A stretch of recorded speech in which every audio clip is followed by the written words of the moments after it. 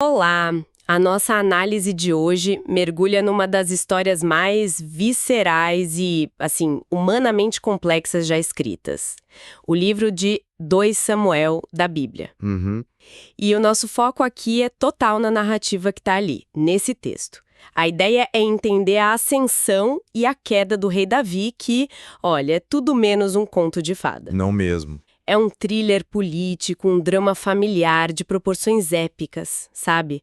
Sobre poder, fé e a fragilidade humana. A gente vai acompanhar o Davi desde o luto pela morte do rival até o auge do reinado, passando por um erro devastador que coloca a família e o reino dele numa espiral de violência. E é uma narrativa de transição, isso é crucial. 2 Samuel começa com uma nação, assim, em frangalhos, dividida por uma guerra civil, e termina com um Davi envelhecido que unificou o reino, mas que pagou um preço pessoal e político altíssimo. Exato. É quase um estudo de caso sobre como a vida privada de um líder e as falhas morais dele podem ter consequências públicas, né? Catastróficas.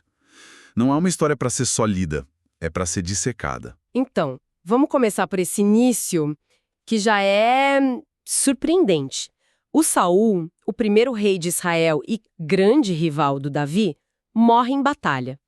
A gente esperaria que ele comemorasse, né? O caminho para o trono tá livre. Claro. Mas Davi faz o exato oposto. Ele rasga as próprias vestes, chora e compõe um lamento super emocionante pelo Saul e pelo melhor amigo Jonatas, que era filho do Saul. E esse lamento é uma peça literária incrível. A frase "como caíram os valentes" ecoa, sabe? É um refrão de tragédia.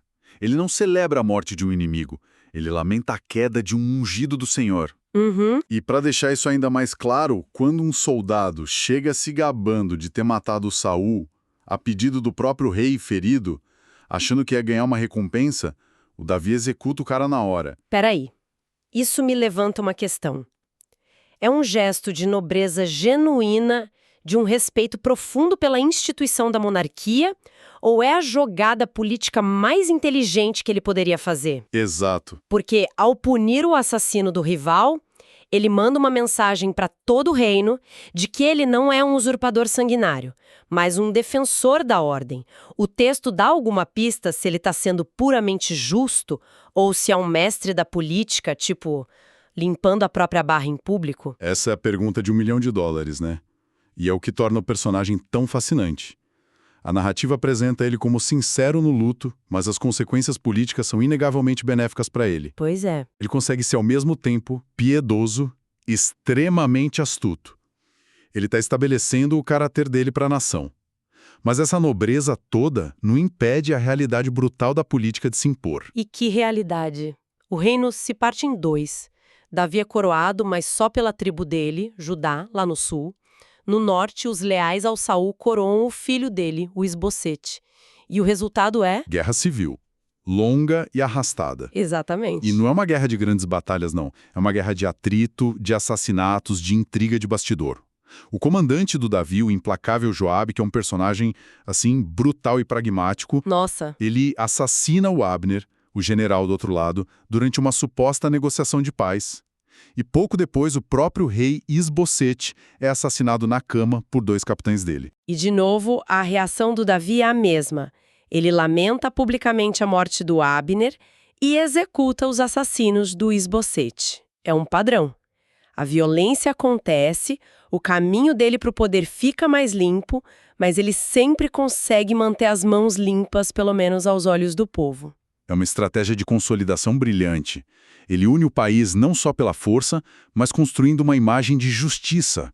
Ele se posiciona como o único capaz de acabar com um ciclo de violência, mesmo que essa violência o beneficie indiretamente. E funciona. Funciona. Com os rivais mortos, todas as tribos do norte vêm atrás ele e o aclamam como rei de todo Israel. A guerra acaba e a era de ouro de Davi começa. Com o reino unificado, ele conquista uma nova capital, Jerusalém, e o próximo grande ato dele é trazer a Arca da Aliança, o objeto mais sagrado da nação, para o centro do poder dele. É uma jogada simbólica fortíssima. Fortíssima. Ele está dizendo, Jerusalém não é apenas a minha capital, é a capital de Deus. Ele está unindo o poder político e o poder religioso num só lugar. É a legitimação final do reinado dele. Só que a festa para receber a arca vira um desastre. Um homem chamado Uzá tenta segurar a arca para ela não cair de uma carroça. E no instante em que ele toca nela, ele cai morto. É chocante. Sim, é um lembrete brutal de que, segundo a narrativa, o sagrado é perigoso, né? Não pode ser tratado de qualquer jeito. O texto mostra que o Davi fica genuinamente apavorado, ele para tudo. Só meses depois é que ele tenta de novo, dessa vez seguindo todos os rituais corretos, e aí sim a celebração é total. E é aí que ele dança, né? Exato. Davi dança com tanto abandono, com tanta alegria na frente da arca, que a esposa dele, Mical, que era a filha do Saul, o despreza por se rebaixar daquele jeito. E essa crítica sela uma ruptura definitiva entre o Davi e a antiga dinastia de Saul. Então ele tá no auge absoluto. Capital nova, o símbolo da presença divina na cidade dele, inimigos derrotados, e aí vem a promessa do capítulo 7. Davi quer construir um templo, uma casa para Deus. E a resposta que vem através do profeta Natã é uma das viradas mais importantes da história. Deus basicamente diz: você não vai construir uma casa para mim, eu vou construir uma casa para você. Uma dinastia. Exato, a palavra casa, que significa dinastia, é a promessa de que o trono de Davi seria eterno. Nesse ponto, Davi tem tudo: poder militar, aprovação popular e uma garantia divina para o futuro dele. Parece que nada pode dar errado. Mas a história mostra pra gente que o maior perigo muitas vezes não vem de um inimigo externo, mas de um momento de ócio num terraço. É aqui que a narrativa vira de cabeça para baixo. O capítulo 11 começa com uma frase que parece inofensiva, mas é carregada de presságios. Na primavera, época em que os reis saíam para a guerra, Davi permaneceu em Jerusalém. O rei guerreiro não está no campo de batalha com os homens dele. Ele está em casa, entediado. E do terraço do palácio ele vê uma mulher, Batseba, tomando banho. E a partir daí é uma escalada de abusos. Ele a manda buscar, comete adultério e ela engravida. O primeiro instinto dele não é o arrependimento, é o encobrimento. Totalmente. Ele tenta enganar o marido dela, Urias, um dos soldados mais leais, para que ele durma com a esposa e a gravidez pareça legítima. E o que a gente vê aqui é um manual de como a impunidade funciona. Davi não se torna mal da noite para o dia. É uma erosão lenta. Ele primeiro se isenta da guerra, depois abusa do poder real para o adultério e, quando o engano falha, ele vai para o assassinato. Ele usa a máquina do Estado para cometer assassinato. Ele escreve uma ordem de morte, entrega o próprio Urias para o general dele o colocar na linha de frente e o abandonar para morrer. É o fundo do poço. E a história poderia terminar aí, com o rei se safando. Mas o profeta Natã o confronta. E a forma como ele faz isso é genial. Ele não acusa diretamente. Ele conta uma história sobre um homem rico com muitos rebanhos que rouba a única ovelhinha de um homem pobre para servir a um visitante. Davi, ouvindo a história, fica indignado. Ele não percebe a armadilha.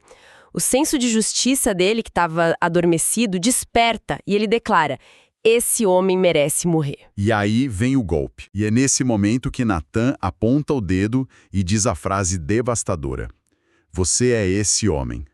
É um nocaute moral. O rei é forçado a julgar e condenar a si mesmo. O arrependimento do Davi parece ser profundo, genuíno, mas o perdão divino não apaga as consequências. A sentença de Natã ecoa pelo resto do livro. A espada jamais se afastará de sua casa. E aí a história da ascensão acaba. Acabou. Agora começa o longo e doloroso acerto de contas. E a profecia de Natã não demora a se cumprir. E o mais brutal é que ela não se manifesta no inimigo externo, mas explode de dentro da própria casa de Davi, entre os filhos dele. A primeira tragédia terrível. O filho mais velho do Davi, Amnon, estupra meia-irmã, Tamar. E depois do ato, ele a expulsa, e o texto diz que o ódio que ele sentiu por ela foi maior que o desejo que sentia antes. É de uma crueldade psicológica imensa. E a reação de Davi. O texto diz que ele ficou furioso, mas não fez absolutamente nada. Nada. Ele não pune o príncipe herdeiro. E aqui a gente vê uma paralisia fascinante. Será que Davi não age contra o Amnon porque, no fundo, ele vê o próprio pecado com Batseba refletido no filho? Ele abusou do poder para tomar uma mulher? E o filho fez o mesmo? A hipocrisia paralisa ele. Exato, a hipocrisia o deixa impotente. E essa impotência destrói a família dele. Porque a inação do pai abre a porta para vingança. O Absalão, irmão da Tamar, assume o papel que o Davi abandonou. Ele se cala por 2 anos, nutrindo o ódio, e então arma uma emboscada e manda matar o Amnon durante uma festa. O primeiro dominó da maldição derruba o segundo, e a tragédia só se aprofunda. Absalão foge. Quando finalmente volta, a relação com o pai está completamente destruída. E esse ressentimento, somado à falha do Davi como juiz, cria um ambiente perfeito para a maior catástrofe do reinado dele, uma rebelião liderada pelo próprio filho. E o Absalão é o político perfeito. O texto descreve ele como incrivelmente bonito, carismático. Ele ia para os portões da cidade, ouvia as queixas do povo e dizia: "Sua causa é boa, mas o rei não tem ninguém para te ouvir. Ah, se eu fosse juiz, todos teriam justiça." A frase que o livro usa é genial, né? Ele roubava o coração dos homens de Israel. Exato! A conspiração cresce tanto e tão rápido que o Davi, o grande general, o matador de Golias, é forçado à humilhação final. Fugir de Jerusalém a pé, subindo o Monte das Oliveiras, chorando, enquanto é amaldiçoado por um aliado da casa de Saul. Ele está colhendo exatamente o que plantou. Traição, dor, humilhação. Tudo. A guerra civil que se segue é o clímax trágico do livro. Mas, mesmo nessa hora, o coração de pai fala mais alto que o de rei. A ordem do Davi para os generais é explícita. Por amor a mim, tratem o jovem Absalão com brandura. Ele quer vencer a guerra, mas não quer perder o filho. E o fim do Absalão é quase irônico. Toda aquela beleza, o cabelo comprido, do qual ele tanto se orgulhava, se torna literalmente a ruína dele. Durante a batalha, ele passa por baixo de uma árvore, o cabelo fica preso nos galhos e ele fica pendurado, vulnerável. É o Joabe, o mesmo general pragmático de sempre, que o encontra e, desobedecendo a ordem direta do rei, Mata ele, com 3 dardos. Sem piedade. E a reação do Davi à notícia da vitória é uma das coisas mais devastadoras que eu já li.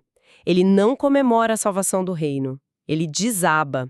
Ele sobe para um quarto e só consegue chorar, gritando: "Meu filho Absalão, meu filho Absalão. Quem me dera eu tivesse morrido em seu lugar, Absalão, meu filho, meu filho." A vitória militar é uma derrota pessoal esmagadora. Ele ganhou o trono, mas perdeu a alma. Exatamente. E o livro deixa claro que a morte do Absalão não é o fim dos problemas. O resto do reinado dele é pontuado por mais uma rebelião, fome, disputas. A espada realmente nunca mais se afastou da casa dele. E o livro termina de uma forma curiosa, com mais um erro do Davi. Já idoso, ele decide fazer um censo militar, contar quantos homens de guerra ele tinha em Israel. Por que isso é visto como um pecado tão grave? Fazer um censo militar, no contexto da narrativa, era basicamente o Davi contando as armas dele. Era um ato de orgulho, de confiar no tamanho do exército, e não na força divina que o colocou no poder. Entendi. É como um CEO que se torna obcecado com os números do balanço e esquece a cultura e as pessoas que construíram a empresa. É uma troca de confiança. E a consequência, segundo o texto, é uma praga que mata 70 mil pessoas. Mais um ciclo de pecado, consequência e arrependimento. A história termina com Davi comprando o terreno de um homem chamado Araúna, o lugar onde a praga parou, para construir ali um altar e oferecer sacrifícios. O simbolismo aqui é incrível. Esse lugar, comprado no fim da vida do Davi como um ato de expiação por uma falha trágica que custou milhares de vidas, é precisamente o local onde o filho dele, Salomão, viria a construir o grande templo. Nossa! Esperança que nasce diretamente da tragédia e do arrependimento. Então, olhando para a história toda, o que fica de 2 Samuel?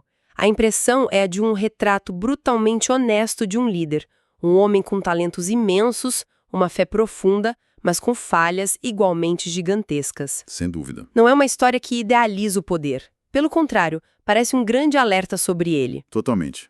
É uma exploração de como o poder absoluto sem accountability pode corromper.